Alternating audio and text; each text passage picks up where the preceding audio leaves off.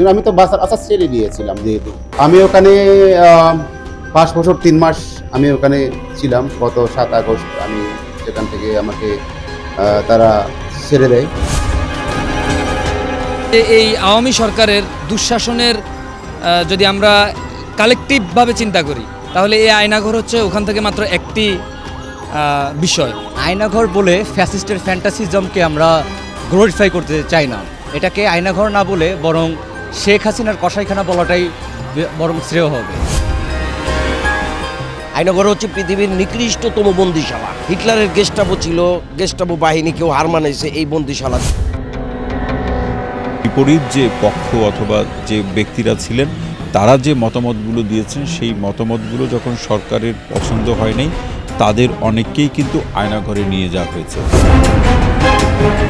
আয়নাঘর বন্দিশালায় কাটানো দিনগুলোর অভিজ্ঞতা জানাচ্ছিলেন বাংলাদেশের পার্বত্য চট্টগ্রাম কেন্দ্রিক একটি রাজনৈতিক দল ইউপিডিএফ এর সংগঠক মাইকেল চাকমা। ছেড়ে দেওয়ার আগে চোখ বেঁধে গাড়িতে তুলে নেওয়ার রাতটিকে জীবনের অন্তিম সময় হিসেবে ভেবে নিয়েছিলেন তিনি। আমি তো বাসার আশা ছেড়ে দিয়েছিলাম, যেহেতু এখন তো এখানে যতটুকু বাঁচার থাকার চেষ্টা করব, এটা নিয়ে আমি চেষ্টা করছি, লড়াই করছিলাম নিজে, মানে ওই মৃত্যুর সাথে একদম লড়াই করা। ইউপিডিএফ এর সংগঠক বলেন, শেষ রাতে তাকে গাড়িতে নেওয়ার সময় কিছুটা আলগা করে চোখে কাপড় বাঁধা হয়েছিল, যেটি এক পর্যায়ে গাড়ির ছিটে ঘষে কিছুটা নামাতে পেরেছিলেন তিনি। সেই সুবাদেই আজানের পর কিছুটা আলোর দেখা পান এই নেতা। ব্যায়াম করতাম মানে ওই ছোট্ট রুমের ভিতরে, তারপর এভাবে গোসলের সময় এসব মিলিয়ে খাওয়া থাকা এসব দিন কি আর করার আছে, ওখানে তো থাকতেই হয়। সেভাবে দিন যায়, কষ্টে দিন যায়। কোনো সময় তো সারা রাত ঘুমাতে পারি না।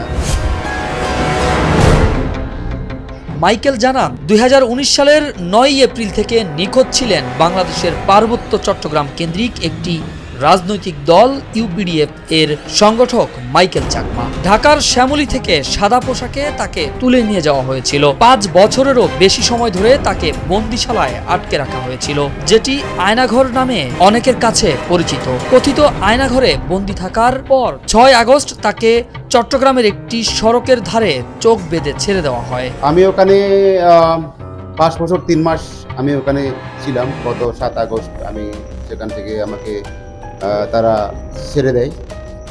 তো ওখানে আমাকে নেওয়ার কারণটা হলো আপনার প্রধানত যে শেখ হাসিনা 2013 সালে কাকড়াছড়িতে একটা সমাবেশ করতে গিয়েছিল, যে সেটা ছিল তার নির্বাচনী সমাবেশ। ওই সমাবেশে আমার ছাত্র সংগঠন থেকে একটা অবরোধ দেওয়া হয়। অবরোধ মানে সেটা একটা ছাত্র সংগঠনের পূর্ব নির্ধারিত কর্মসূচি ছিল, সম্মেলন ছিল। এটা ডিসি অফিস থেকে পারমিশন নেওয়া। তো পরে শেখ হাসিনার সেখানে সমাবেশ উপলক্ষে সেই তাদের পিসিবির ওই প্রোগ্রাম বাতিল করে দেওয়া হয়। তো এর প্রতিবাদে পিসিবি তারা একটা রোড ব্লক কর্মসূচি দেয়। এটা একটা ছিল আমার অপরাধ। হাসিনার পতনের পর আলোচনায় উঠে এসেছে আয়নাঘর। ইতিমধ্যে 3 জনের মুক্তিও মিলেছে সেখান থেকে। তবে অনেকের মধ্যে কৌতূহল বাস করছে, আয়নাঘর মূলত কি? আয়নাঘরে কেমন নির্যাতন চালানো হতো যাদের তুলে নিয়ে যাওয়া হতো? দর্শক, আজ আমরা আয়নাঘরের তথ্য উন্মোচন করব। আয়নাঘর বাংলাদেশের কাছে বহুল আলোচিত এক নাম, যার আরেক পরিচয় গুপ্ত বন্দিশালা বা টর্চার সেল। শেখ হাসিনার নেতৃত্বাধীন আওয়ামী লীগ সরকারের সময় বিরোধী ও ভিন্ন মত পোষণকারী ব্যক্তিদের রাখা হতো এই বন্দিশালায়। গুপ্ত বন্দিশালাগুলোর বিষয়ে জানার পরও এতদিন কেউ প্রকাশ্যে মুখ খোলার সাহস করেনি, এমনকি সংবাদ প্রচার করতে পারেনি গণমাধ্যমও। আয়নাঘরটি রাজধানীর কচুক্ষেত এলাকায় অবস্থিত বলে ধারণা করা হয়। তবে সাধারণ মানুষের মধ্যে আয়নাঘর নিয়ে রয়েছে নানা কৌতূহল। এই আওয়ামী সরকারের দুঃশাসনের যদি আমরা কালেকটিভভাবে চিন্তা করি, তাহলে এই আয়নাঘর হচ্ছে ওখান থেকে মাত্র একটি বিষয় বা বিষয়বস্তু।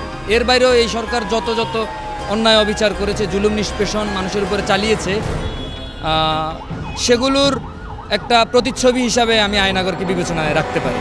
কোনো সরকার যদি তার সরকার টিকিয়ে রাখার জন্য জোরপূর্বকভাবে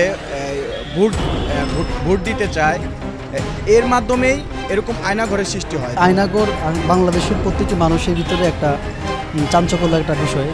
প্রত্যেকটা মানুষ যারা এখান থেকে বেরিয়ে আসছে, আমরা যেটা জানতাম যে আয়নাঘরে যাদেরকে গুম করা হয়েছে তাদের ফ্যামিলি অনেকের ক্ষেত্রে মনে করতে যারা তো দুনিয়াতে আর নাই, হয়তো বেঁচেই নাই। এখন হঠাৎ করেই সরকারের পতনের পরে নতুন করে উদয় হলো। তো সব কিছু মিলিয়ে এই যে নতুন একটা সূর্য উদয় হলো, আবার এরা ফিরে এসেছে, এটা আমাদের জন্য সত্যিকার একটা সারপ্রাইজ ছিল। আয়নাঘর বলে ফ্যাসিস্টের ফ্যান্টাসিজমকে আমরা গ্লোরিফাই করতে চাই না। এটাকে আয়নাঘর না বলে বরং শেখ হাসিনার কসাইখানা বলাটাই বরং শ্রেয় হবে।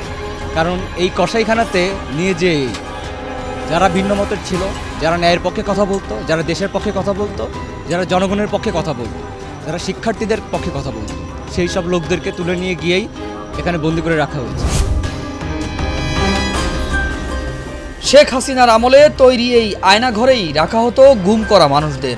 শুনতে যতটা সাদামাটা ততটাই রহস্যময়। কাগজ কলম, নিয়মনীতি আর আইন বন্দী ছিল আয়নাঘরের চার দেয়ালে। র্যাব, ডিবি কিংবা আইন শৃঙ্খলা বাহিনীর পরিচয়ে তুলে নেওয়ার পর বছরের পর বছর আটকে রেখে নির্যাতন চললেও তার সেই কান্না পৃথিবীর আলো বাতাসে পৌঁছাতো না।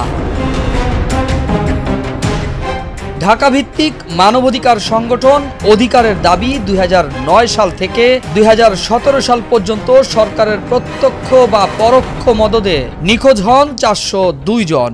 2014 সাল থেকে জুলাই 2019 সাল পর্যন্ত 344 জন ব্যক্তি গুমের শিকার হয়। তাদের মধ্যে 40 জন ব্যক্তিকে মৃত অবস্থায় পাওয়া যায়। 66 জনকে সরকারি হেফাজতে গ্রেপ্তার অবস্থায় পাওয়া গেছে দাবি করে সংস্থাটি। আয়নাঘর নিয়ে পিপল অ্যাক্টিভিস্ট কোয়ালিশনের মুখপাত্র জাকি সুমন বলেন, আয়নাঘর পৃথিবীর নিকৃষ্টতম বন্দিশালা। আয়নাঘর হচ্ছে পৃথিবীর নিকৃষ্টতম বন্দিশালা। হিটলারের গেস্টাপো ছিল, গেস্টাপো বাহিনী কেউ হার মানাইছে এই বন্দিশালা, যেটার এই ছিল 8 ফুট বাই 6 ফিট, অনেক সময় 7 ফিট বাই 6 ফিট। ওইখানে মানুষকে আলো প্রবেশ করতো না, একটা মানুষকে দিন রাতের পার্থক্য বুঝতে পারতো না, কখন ভোর হচ্ছে কখন সকাল হচ্ছে সে কিছুই টের পাইতো না। মানুষকে ওইখানে নিয়ে অকথ্য নির্যাতন করা হইতো এবং দিনের পর দিন ওইখানে আটকা রাখা হইতো, যেখানে নৃশংসভাবে মানুষগুলোকে হত্যাও করে ফেলা হইতো। এ বিষয়ে অপরাধ বিশেষজ্ঞ ডক্টর তৌহিদুল হক জানান, বিগত সরকারের সময় আয়নাঘর নিয়ে অসংখ্যবার আলোচনা হয়েছে, যদিও সেটি সরকার অস্বীকার করেছেন। বিগত সরকারের সময় কিন্তু আয়নাঘর নিয়ে অসংখ্যবার আলোচনা হয়েছে, যদিও সেটি সরকার অস্বীকার করেছে। কিন্তু এখন এসে কিন্তু আমরা সেটি বোঝা গেল যে আসলে আয়নাঘরের উপস্থিতি ছিল এবং যারা সরকারের বিভিন্ন সিদ্ধান্ত কিংবা সরকারের যে বিভিন্ন রাজনৈতিক যে ইচ্ছা সেই বিষয়গুলো নিয়ে যারা স্বাধীনভাবে কথা বলেছেন অথবা সরকারের রাজনৈতিকভাবে যে বিপরীত যে পক্ষ অথবা যে ব্যক্তিরা ছিলেন তারা যে মতামতগুলো দিয়েছেন সেই মতামতগুলো যখন সরকারের পছন্দ হয় নাই তাদের অনেককেই কিন্তু আয়নাঘরে নিয়ে যাওয়া হয়েছে।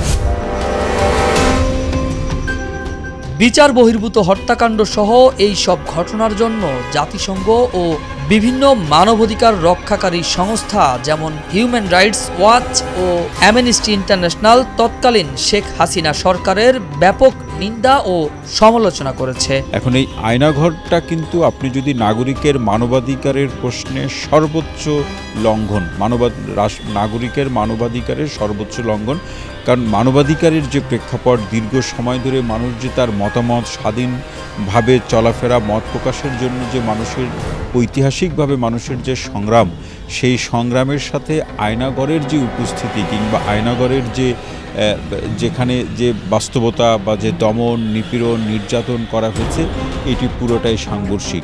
এই সাংঘর্ষিক অবস্থার মধ্যে দিয়ে বিগত সরকার নাগরিকের মতামত প্রকাশের প্রশ্নে নাগরিকের স্বাধীনভাবে তার যে অভিপ্রায় প্রকাশের প্রশ্নে যে একটা কোণঠাসা অবস্থা তৈরি করেছে, কারোর উপরে যে নির্যাতন করেছে কারো উপরে, কেউ ফেরত এসেছেন, সকলেই ফেরত এসেছেন কিনা, যেখানে সবাইকে যাদেরকে নেওয়া হয়েছে সবাই এসেছে কিনা সেরকম পরিপূর্ণ তথ্যচিত্রও কিন্তু আমাদের কাছে নেই, গণমাধ্যমের কাছে নেই। তার মানে এই যে জোর করে আমার কর্মকাণ্ডের যারা সমালোচনার দৃষ্টিতে দেখছেন তাদের কণ্ঠরোধ করা অথবা তাদেরকে নির্যাতন করা নিপীড়ন করা, সেই জায়গাগুলোতে বিগত সরকার যে মতামত প্রকাশের যে অগ্রগতির কথা তারা বারবার বলেছে, তার সাথে আসলে এখন যে বিষয়গুলো বা আয়নাঘরের যে বাস্তবতা বা যে পরিস্থিতি কিন্তু সাংঘর্ষিক। আয়নাঘরে থাকা অনেকেই দিনের পর দিন অত্যাচার সহ্য না করতে পেরে মারা গেছে, যাদের হিসাব কোনো খাতাপত্রে থাকতো না। এছাড়া লাশও সরিয়ে নেওয়া হতো। আয়নাঘরে যারা বন্দী ছিল তাদের সঙ্গে দেখা করতে দেওয়া হতো না স্বজনদের। এছাড়া এই আয়নাঘরের দায়িত্ব পেতেন যারা হাসিনার আস্থাভাজন। দর্শক, আজকের পর্বে এ পর্যন্ত। দেখা হবে নতুন কোনো পর্বে, নতুন কোনো অনুসন্ধানী গল্প নিয়ে। ততক্ষণ সবাই সুস্থ থাকবেন, ভালো থাকবেন। আর হ্যাঁ, আপনার চারপাশে ঘটে যাওয়া যে কোনো অপরাধমূলক ঘটনার তথ্য দিয়ে সহায়তা করবে। অপরাধীদের মুখোশ উন্মোচন করবে টিম দৃষ্টির অগোচরে।